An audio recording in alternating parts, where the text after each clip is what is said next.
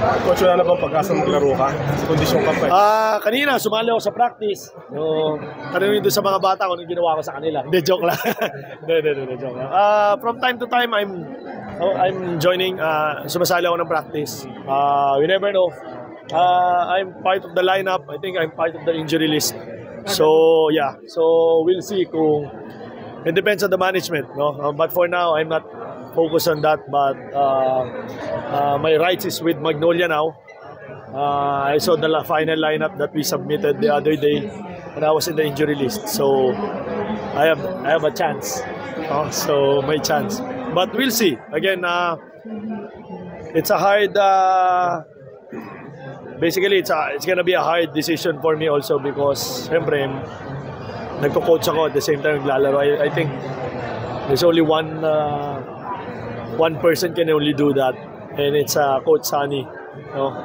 Siyempre, high respect tayo dyan. Now, magagawa ko, then, di ba? Why not? We'll see. We'll see. So, nakalista kang playing coach. Playing coach and injury list. So, ang dami kong role eh. Ang dami kong role. Kailangan yata, di ba? Ang dami kong role. But, I'm happy because every time it's better also. That's why I mentioned a while ago that on the side of the playing at the same time coaching, every time I join practice, tingin ko maganda may nangyayari because mas nakikita nila ko ano yung mga gusto kong ituro sa kanila, gusto kong pagawa sa kanila. Mas nakikita nila na nakikita nila na nagagawa ko in real time. Not only just teaching and telling them what to do. I think malaking bagay na nakikita nila. Just like kanina, I joined the full practice kanina. First time. So, I'm expecting that I'm gonna be sore tomorrow because hirap. But I like what I saw a while ago.